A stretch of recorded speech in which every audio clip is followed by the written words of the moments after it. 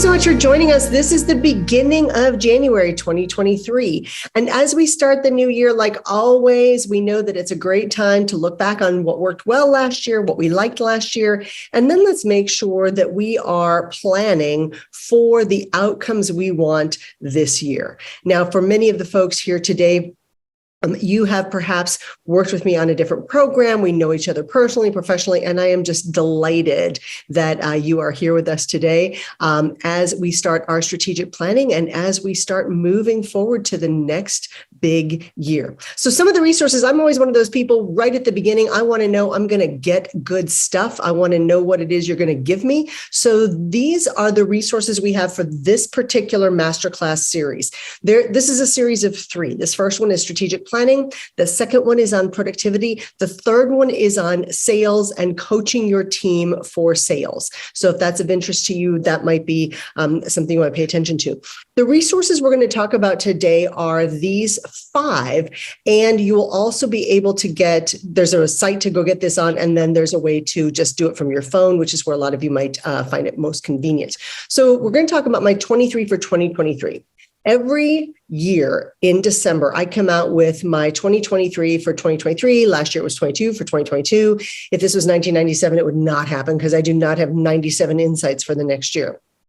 So that's part of this. And then we're going to talk specifically about what you can do for your strategic planning moving forward. Whether you are part of an organization, you run your own business, whether you're a division, a department, any of those things, that is going to help you. And then I use this PDF. It's also a book. It's called 12 Months of Action. And I will tell you how I use it. I drink my own Kool-Aid. I use this every single year. For those of you who work with other clients, I will tell you that one of the best ways to use this is go ahead and I'm just going to go ahead and make sure everybody's muted real fast as we move forward. Thanks. What I do is I print this out. I actually coil bind them and in sets of like a dozen. And then when I work with a client, I will put their client name on the front of it. Like I'll put Carolyn Strauss on the front of the book. And then every time I talk to Carolyn, I work through what it is she wants to be doing, her goals moving forward, what she wants to do more of, what she wants to do less of, where she can streamline, what she can outsource, all of that. And this is in there.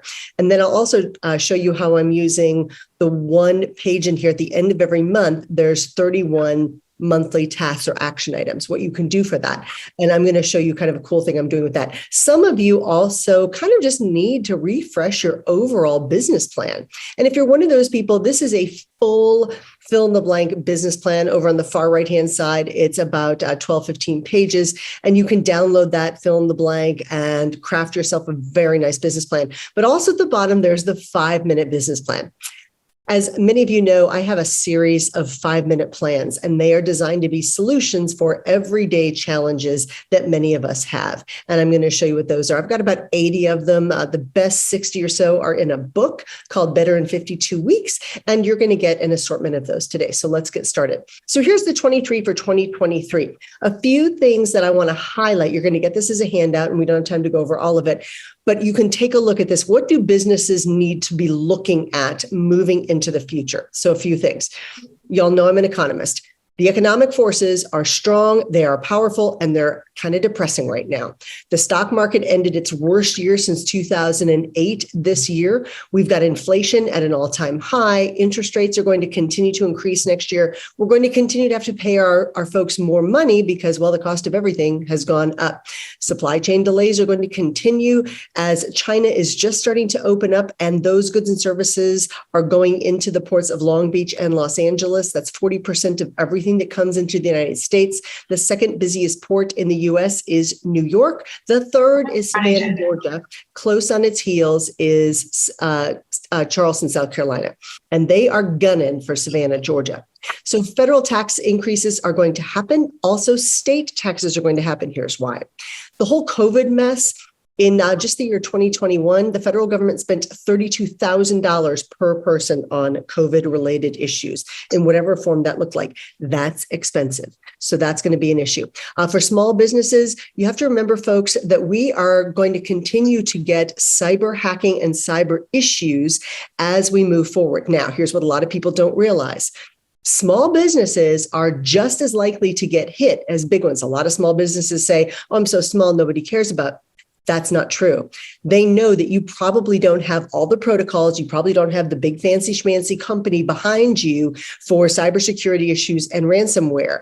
And here's what's scary about this. Lloyd's of London about 4 months ago came out and said that if they determine, not you, that a nation state was behind your cyber hacking, you don't have to be part of this discussion. They get to decide. They don't have to cover you for insurance. So there's a lot of variables involved with the cybersecurity and ransomware issues, and hackers are coming after more small businesses. So you need to pay attention to that.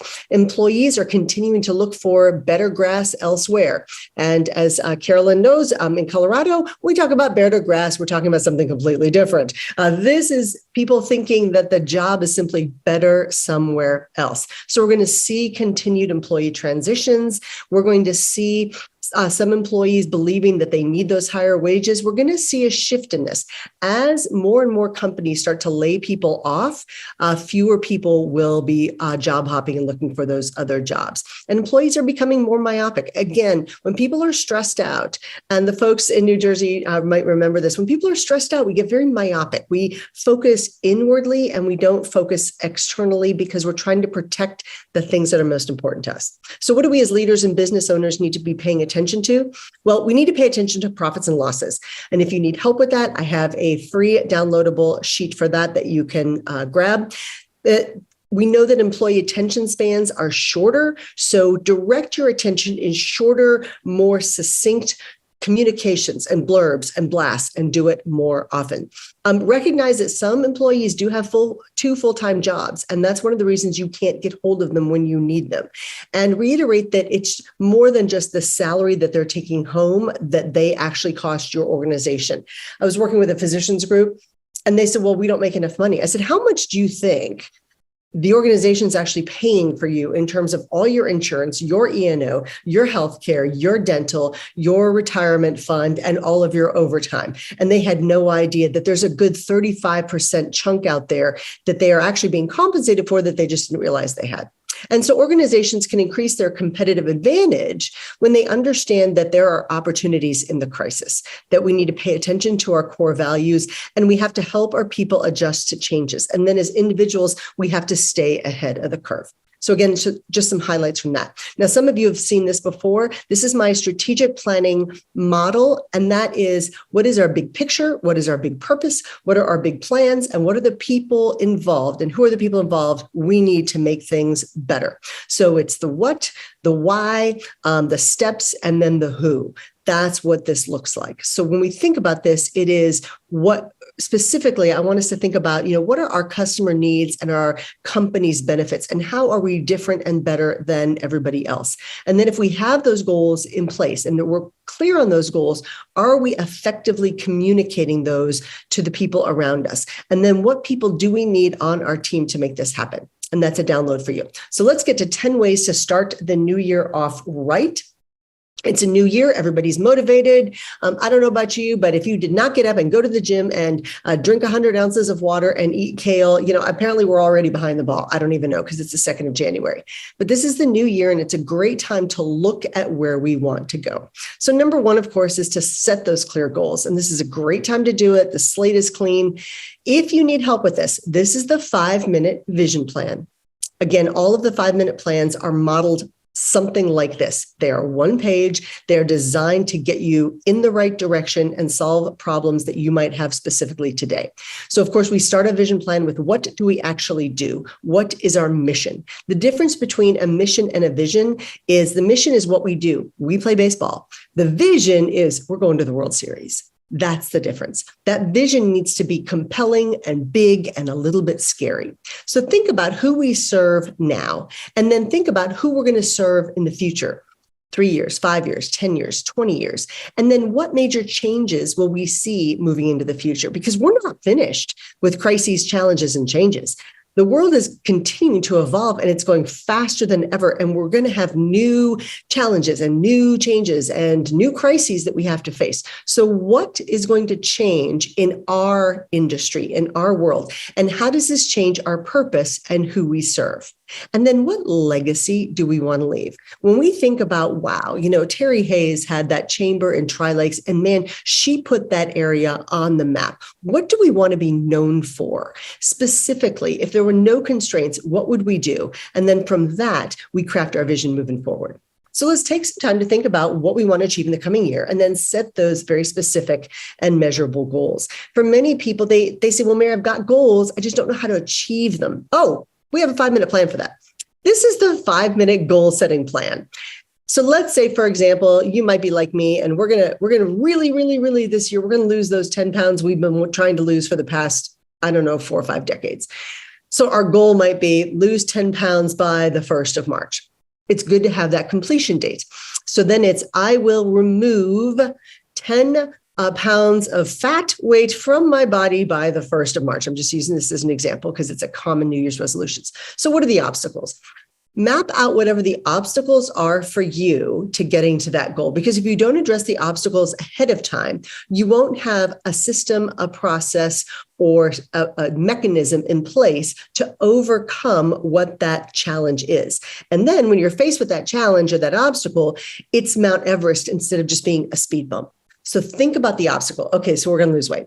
Let's see. I should drink more water. I don't like water. Solution: add electrolytes to the water, add flavoring to the water, drink hot tea, whatever it is. There's a way around that. Obstacle number 2, I travel a lot. So in my head, sometimes I use it as an excuse. I travel, and therefore it's very difficult for me to eat really healthy on the road. Okay, we all know there's solutions for that. Carry a mason jar with a salad in it, buy a bagged salad, have Instacart delivered to the hotel room. Don't put yourself in a position where you're hungry so that you'll reach for garbage. We all know that. 3, I should exercise more. Okay, well, what would make me exercise more? Well, I'm really busy. All right, well, let's be better at time management so that we can carve out 20 minutes twice a day to exercise. Maybe your watch is going to keep you on track. What are those solutions? Maybe you get a partner. Maybe you get an app. Maybe you decide to call somebody at 9 o'clock in the morning and say, hey, I just want to let you know I did my 20 minutes. How are you doing? Things like that. So when we have the obstacles, we brainstorm on the solutions, and then from those solutions, we implement the action steps we need so that we are successful. The more you can make the steps of goal setting a habit, something you don't have to think about, the more successful that habit is likely to be. So again, with the whole health thing. If you have a bottle of water by your nightstand, you're more likely to drink more water during the night or first thing when you wake up in the morning. If you've got your workout clothes and your buddy at the gym waiting for you at 6 a.m., chances are better that you're going to get up and get to the gym. So that's the type of thing we're talking about for goal setting. And it works the same way with sales calls. It works the same way when planning out your year. 2, review your financials, what you have, where it is, and where you're going to have the financials you want. So look at your financials from the past year and identify any areas where you can improve. Now, for most of us, if we want to get better with our financials, we have a couple options. We can cut spending, we can increase our pricing, or we can find new sources of income. It's mostly in those areas. So how do we then become the financial success that works for us?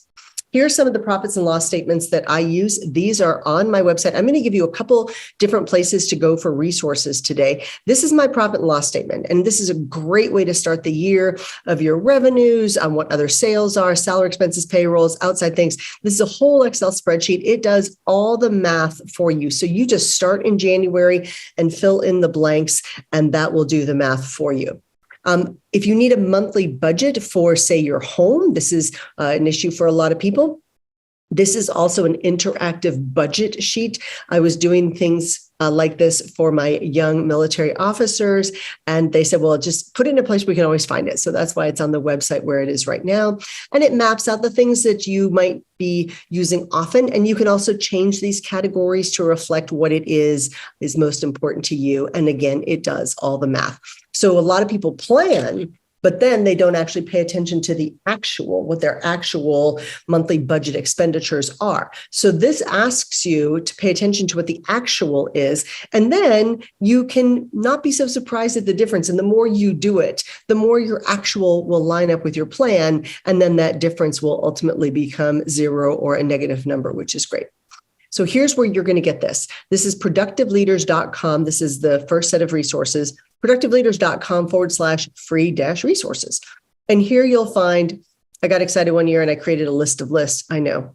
It's as funny to me as it sounds when I say it. The fill in the blank business plan that you've just seen, the 15 ways to grow your business, the fill in the blanks long one, and then some of the interactive profit and loss statements that might be helpful.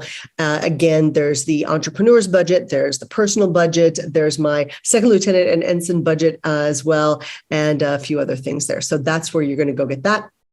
Number 3, update that business plan. As my friend Carolyn Strauss might say, your business plan is like your 1980s clothing, like those corduroy shorts and members only jackets. It is time to update that stuff. She told me that a long time ago, Carolyn. I'll bet you never remember saying that. And I've remembered it ever since. A business plan is a critical tool for guiding your business's growth forward. So when we think about this, a lot of times we get wrapped up on the operations side of our business. And sometimes we don't pay attention to the long-term goals. We don't pay attention to the finances. We don't pay attention to our competitors and what they're doing and what we need to do to catch up with them. So again, this is all wrapped up into this. This is the 5-minute business plan on the far right-hand side, and then the 5-minute downloadable business plan, which is what this one is. When we look at this, if you are pretty darn clear about your business and you don't need the 15 pages and you don't want to take a couple hours on this, this is 5 minutes. If you can clarify everything in your business in 5 minutes, that is magnificent clarity. For some people, it takes a little bit longer. So number 1, what is the big picture? What do you do? What do you sell or provide, and to whom? And then how are you in your business making life better for other people? What are you providing that helps people? What are you increasing for them? Their happiness, their satisfaction, their food choices, whatever that is. And then what are we getting rid of or reducing for other people? We get rid of stress. We get rid of the time it takes to go from development to production, whatever that looks like. And then what are our profits and financials? What does that look like? What do we charge? How do we get paid? And where else could we perhaps expand the business? And then how do we market our business? How do people learn about us? What does our social media plan include? How do we manage referrals, which is a key point in today's marketplace on how we get more business? And then how do we climb the mountain of management? What do we love to do? But what are some other things that we don't need to be doing? What can we get help with when we move forward on the management side? And then what does our top of the world success look like? I've got a lot of friends, folks, and they're successful. They're really successful, and they don't see it. They do not see how successful they are. And I ask them, what would it take for you to really feel as though you're successful? And for many people, they say, I don't even know. So they think they want to work for success, but they don't know what success would look like. So that's a challenge for a lot of people as well. And you can put all this together. The longer business plan template looks like this. It maps out the things that you're probably familiar with: the executive summary, the company description, the market analysis, the organization management, the products and services, the marketing and sales, the financial projections, the funding request if you need a grant or a loan, and then a bit of an appendix. And the sheets look like this. So here's the executive summary, what you actually do, and your future plans. I'm just pulled a couple pages as an example for this. Your company description, what you actually do, in what industry, who's your target market, and what differentiates you. What is your competitive advantage?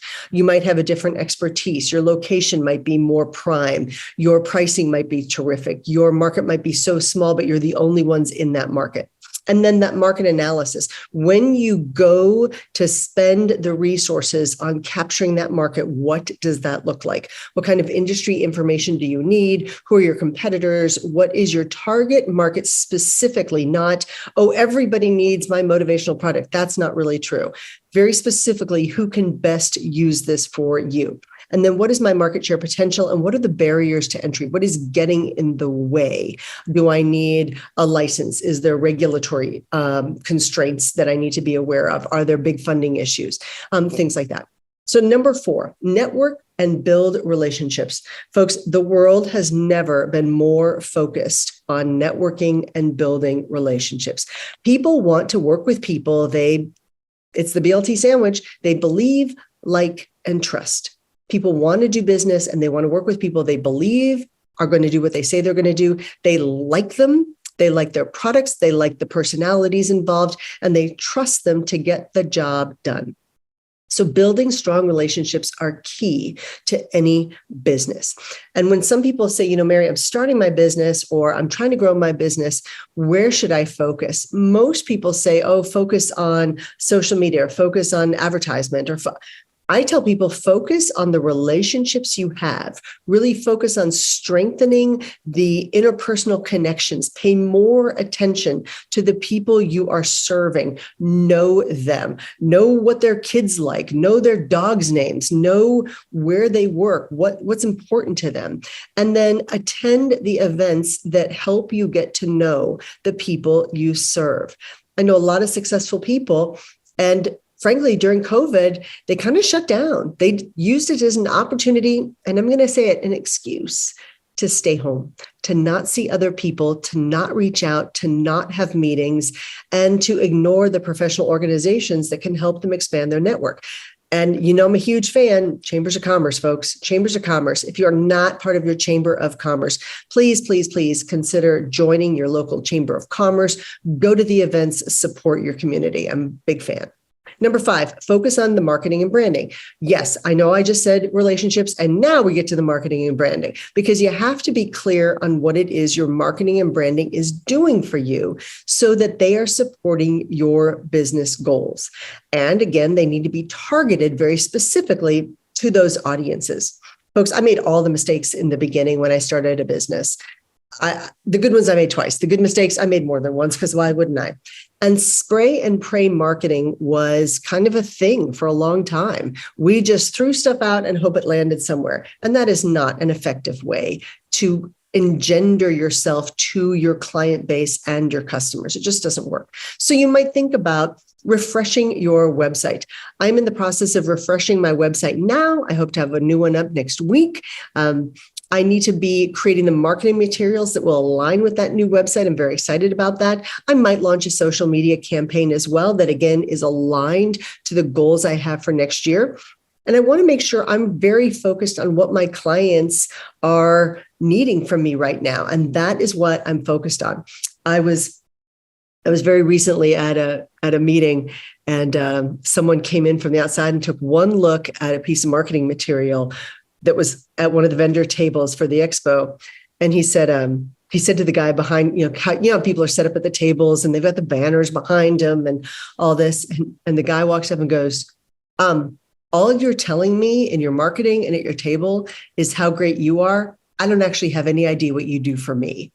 And I thought, oh, wow, that was a huge truth bomb that he just laid on this guy. And I thought, that is such a great piece of wisdom. Sometimes we're trying so hard to convince people that we really, really, really, really, really have the solution they need to their problems.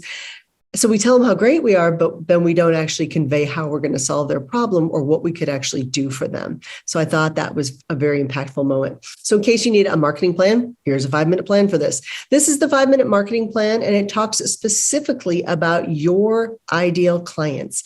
Who do you love working with? And why do you love working with them? Maybe you love working with younger folks because you like the energy and the excitement and the fact that they see possibilities.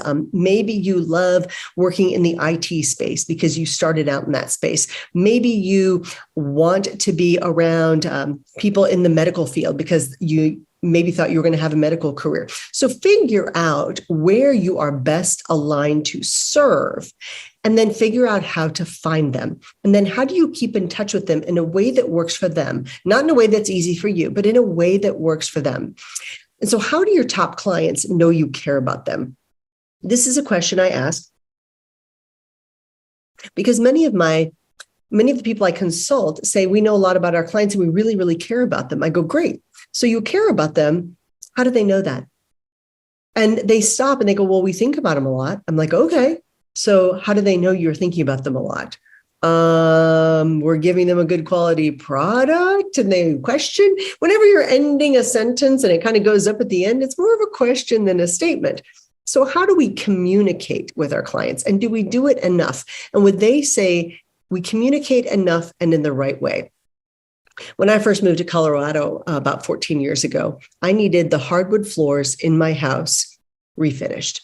And I didn't know anybody in Colorado. And I just happened to come across a guy named Jason who did a great job on my hardwood floors. He was honest. He was kind. He was helpful. He made good suggestions. He did just a great job. So fast forward 14 years, I need my hardwood floors redone again. And I can't find Jason because after he did the floors, and I was so happy with him, he never kept in touch with me. And one of those things that I remember was I really wish I'd made a better effort in keeping in touch with Jason, but I was moving and there was a lot of chaos and maybe I wasn't so organized. Okay, I wasn't very organized. I don't like moving. But it's his job to stay in touch with me. It's our job to stay in touch with our clients. So Jason, if you're out there, I really need you to call me. Ideally, our communication should be informative and interesting and consistent and helpful. And how often is often enough? And how do we do it? And what mechanisms are we using? Are we calling them? Do we have flyers? Are we having meetings? What are we doing to help folks? And then think about it. If you had an extra, say, $10,000 to spend on marketing, what would you do with it? Where would you spend it? So number 6, invest in you and your team. This is one of the things a lot of people struggle with because they'll say, well, my team got training. Okay, when was the last time you had training? I ask a CEO. Well, there was a conference. Okay, so what'd you get out of it? I don't remember. That means we didn't invest in quite the right way. Investing in development and providing training to your folks should not be an optional item. We have to help people grow and succeed. We spend a lot of time and resources recruiting people to our team. And if we don't help them by continuing to provide them with great training and useful tools, then they're wasting time and we've wasted our resources and money. So let's improve our online presence while we're at it, because social media is here. I saw some recent statistics this morning that was mind-boggling in the fact that email usage has stayed fairly static over the last 3 years, while social media has just exponentially increased. So our online presence, yes, I know it's a pain. It's a constant effort, but we have to do it. We have to have a strong online presence. And it used to be you only needed an online presence if you were selling something. But now that's not the case. If you're a government entity, you need an online presence. You've got to be able to communicate with people through websites, information push, not just information pull, but things that people get from you so that they are clicking on something when you send it to them because they trust that link and they're doing what you need them to do. So make sure whatever you're using is updated, be active on social media. I personally have other people do this for me because I don't need to be sucked down rabbit holes. So I need other people to handle this. And that way it is targeted and it is done right. Be very easy to find on search engines. If you are searching for you, again, get on somebody else's computer. Your computer already knows who you are. And make sure those little search engine spiders are finding you from an organic search. So look for ways to streamline your processes and make your business more efficient overall. Now, this might include some AI. If you're interested in how I use a chatbot, on my website, if you go to the website, you will see a little face that pops up and Casey pops up. Now, Casey is a real human. That's a real human picture. His name is not actually Casey. We did a search and we focus group what sounded like a friendly sounding male name. And Casey popped up. And Casey will answer some commonly asked questions. What's great about that is if people say, no, I just need to talk to Mary. I don't want people frustrated like that endless voicemail loops that we're all irritated with.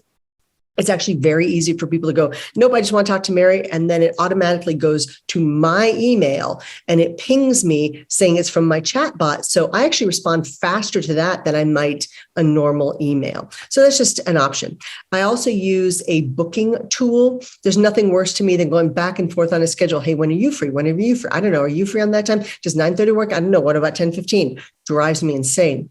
And let's face it, when you're trying to schedule multiple people, it just doesn't always work. So I love a booking tool like Calendly. I use Book Like a Boss. I've used Calendly before as well, but some kind of booking link so you're just not wasting your time. And those are just little tweaks. Technology is awesome. And some people don't like the idea of technology or AI or whatever, but I think we've got to embrace it and move forward with it. So how do we make it easier for people to get hold of us and work with us and find us? And how can we be more responsive to the people who want to work with us? Number 8, Let's streamline the processes and systems. And when I talk about this, it's because if we are left to our own devices, we waste a lot of time. As some of you know, I do have an inactive real estate license, and I was active for about 8 years. And it was always amazing to me how so many people in the real estate world would waste their time.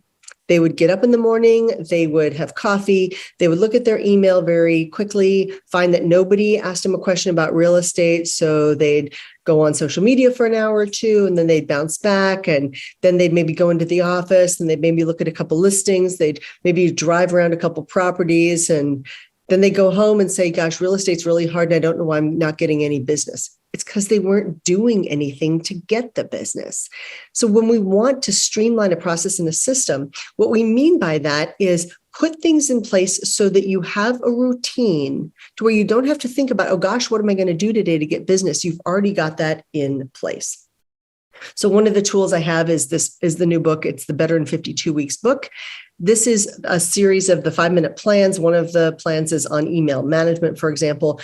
And then it helps people map out what their priorities are, what they need to be doing, some leadership skills they need to remember, how you can encourage your clients. And it just keeps people a little bit accountable. This is the new book. It's on Amazon. It's a shameless plug, so forgive me for that. I promised the publisher I would include it in the webinar, and there it is. So I hope you like it. Number 9, prioritize our customer service. Folks, if you're not going to be great at customer service, your competitors will be. And you kind of deserve to lose business to them if that's the case. How do we prioritize the customer service we have and make it about them instead of, frankly, about us and our products? It's got to be them. We have to be great about this. And so excellent customer service sets us apart from the competition. How do we genuinely show our customers we care? How do they know we're thinking about them? And many people say, well, my team, they know what to do. I go, good. Do they do it all the time? Does everybody on your team know how to deliver great customer service? And do they consistently deliver great customer service? And do people say your customer service is awesome all the time? Not just in those feedback forms where they know that if they don't give you 5 stars out of 5, that you get dinged and bad things happen. No, honest feedback where people come up later and say, wow, that was amazing. Amanda was exquisite. This is what she did, and it's just made the entire experience fantastic. What does excellent customer service look like to you and your team? And is there a set of standards for everyone to achieve? Is there a guidebook? Is there training on this? Do your people know what you expect when we say great customer service? Because for a lot of people, you think they know what you think, and that's just not the case. You can work at a fast food restaurant. So then you show up at the Ritz-Carlton and they say, do you have food and beverage experience? And you say, yes, I do. Well, that's true, but it's a very different form of service than what the Ritz-Carlton might be looking for. So number 10, taking care of yourself and your people, and what this looks like moving into the new year. If COVID taught us nothing else, it taught us that we have to really pay attention to how well we're dealing with crises, challenges, and changes. And yes, it is so easy as a business leader to get caught up in the day-to-day, what we have to do and putting out this fire and solving this problem right now. We have to make time and take the time to celebrate the team wins. And I'll tell you, I am as bad at this as anybody else. I do not take the time to celebrate the wins as much as I should. And it's hard, but we have to encourage the people we work with to be joyful and celebrate the moment when this happens. And again, going back to real estate, I love the idea that at a closing, people would pop champagne. There would be flowers. There would be pictures. We would make it a really special moment in time for people to feel good about the fact that they were finally able to get into that house. This was fantastic. So how do we then figure this out for our people? What do we need so that our people can celebrate the wins, but also to make sure that they can operate at 100% all the time? And how do we take care of ourselves so that we can operate at 100% all the time? And I would love it in the chat box if you would just throw a few things in there that you do to take care of you. I'm looking for good ideas. I'm always looking for great ideas. I don't claim to have all the answers on this. I love to find out what other people are doing. So let's set everything up for success in this coming year. So this is the 12. Oh, good. I've got some chats coming in. That's fabulous. Thank you so much. This is the 12 months of action. The questions I ask here are, what do you want to change in a year? In a year, what do you want to be different? In a year, what would you like to have be better? So this is all about creating a stronger strategy so that you can have better decisions and faster results for what it is more important to you. Okay, so Lisa says meditation. Carolyn says she works out every day. She's amazing about that. Take the team out to lunch. I love that. Melissa says yoga. Frank says attending Mary Kelly seminars. Okay, Frank, you win. That was awesome. Walking the dog, going for a walk outside. Larry says taking time to be intentionally smiling and laughing with the team. That's fantastic. Oh, y'all are awesome. I appreciate you so much. So when I map out my year, it starts like this. These are the goals I have for the month. Now, I can't tell you folks how many, I call them the grownups in the company. It's not that everybody's not a grownup, but you know who I mean, the grownups in the company. I say, so what are your 5 goals for the month? And they almost always have them right like that. They know what their goals are. If you're a senior C-level person, you know what your goals are for the month. And I go, great. Does your team know what your goals are for the month? And then there's a pause. Folks, if you've got goals for the month and your team doesn't know your goals, you are probably doing them a disservice. You are asking them to read your mind. You are asking them to guess as to how they should best be doing their job. This is not the most effective way to run an organization, any organization, whether it's a nonprofit or a government entity or a for-profit business. Map out your goals for the month and then share them with your team. Yeah, at the beginning of the month, not at the end of the month. Well, these are my goals and you all didn't meet my goals. Okay, well, they didn't know what they were. So the goals for the month, and then share them with the team and then tell them, hey, this is what I want to be doing more of this month. And this is what I want to do less of this month. So if any of you have any ideas on what needs to happen, have that happen, this would be great. Now, some of you say, but Mary, I don't have a big team. That's okay. What can you delegate or outsource on a virtual assistant, on a site like Upwork or Fiverr? What can you move to somebody else? The great thing about delegating, again, you're still responsible for the outcome. But when you delegate, 3 great things happen. First, it gets it off your plate temporarily. Number 2, when somebody else is responsible for getting it done and they're specifically paid to just get that task done, chances are really, really good that they're going to get it done faster than you would. Number 3, they might do it better than you. This is a harsh reality for some people, but there's a good chance that they're going to actually do this better than you. And then what are you going to streamline this month? What is going to help you be better? What is going to, if you could just get this one particular process streamlined, whether it's collections or invoicing or setting meetings, whatever that is, what could make you more efficient and more effective? And then what could you complete this month? Just get it off your plate and make that happen. For some of you, it could be sending Christmas cards because it's January. I thought you might find it interesting. Here's some of my goals for the month. Do a webinar on strategic planning. Boom. Do a webinar on personal and professional productivity. Yes. And then the coaching one on sales. And then crafting the strategic retreats I'm doing starting February. And then starting the outline for a new teamwork book. So this is my list. So I just want to point out how I use this. And when you get this, you can download this. And just like this, you can fill in the blanks and save it to your computer. This month, I want to do more of these activities. I want to work on the new book. I want to do a little bit more virtual speaking because it's cold out. And then maybe reading some other kinds of books. That's one of the challenges I have for myself this year. I want to do less of these activities.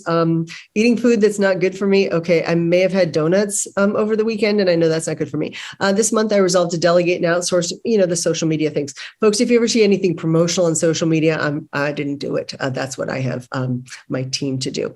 And then what am I going to complete this month? I'm coming out with a new white paper on the trends of succession planning as strategic planning. And it's the culmination of 2 years worth of research. So I'm very excited about that. And I'm going to complete it in January. I'm just telling y'all so you can hold me accountable to it too. And then the next page on this is, what am I going to resolve? What situation is just out there? And then what 3 people can I contact for advice? And in the very beginning, when you start to list this, You come up with nobody. And then all of a sudden you start to think about the people. You go, wow, that person's really smart. I should really call that person. And then you're like, oh, I wonder if they'll take my call. So you send them an email. Hey, do you have time for a 5-minute call? I'm very short, 5 minutes. And I find that pretty much everybody says yes. And some people don't ever respond, and that's okay too. And who am I going to reach out to who might be potential decision makers or clients, or in some cases, sponsors for your event? And on a scale of 1 to 5, what was this month? And what could have made this month better? And then again, I'm a big fan of practicing gratitude on a daily basis. So if even every month you look at it and say, what am I really grateful for? You can look back at your daily gratitude practice, or you can just sum up the month and say, oh, it was pretty good. This happened. And then sometimes after we do that, and after we write down what we learned for the month, we go back up on that scale of 1 through 5. And instead of being, oh, it was an okay month, it was actually pretty fabulous. And we can celebrate that as a win. Now, here's the monthly action plan. I love this. The great thing about this being an e-version, a PDF version, is, of course, you can copy this as many times as you want. So here's what I'm doing to hold myself accountable for the whole year. And I actually printed these out. For my monthly action plan, one of my New Year's resolutions is to skim a book every day. Yep, every single day. So in my monthly action plan for the day under task, I am writing the title of the book and then how long it took me to do it, because I want to make sure I'm doing it. And then I'm going to see if I get better at it. And then for the books that I really like, my goal is to summarize for a month so it really sticks in my head. So I think this is very doable. I'll let you know in a month or two on how this is working. But the great thing about this is if every single day you write down or make a note of what either you have to do, and the procrastination killer here is you also write down the time and minutes task. I'm going to make 3 outbound sales calls. Let's say you're like me and you just don't want to do that. It just does not excite you. Okay, hang on. The time in minutes it would take me for an outbound sales call is 15 minutes. So really for 15 minutes, I'm going to dwell on it and I'm going to agonize on it and I'm going to procrastinate. No, I look at it and it says 15 minutes. I can do 15 minutes, even if it's a little bit uncomfortable. So there's a variety of ways to use this list at the end of every month. And I hope you find some creative uses for this as well and share that with me. I'd love to hear that.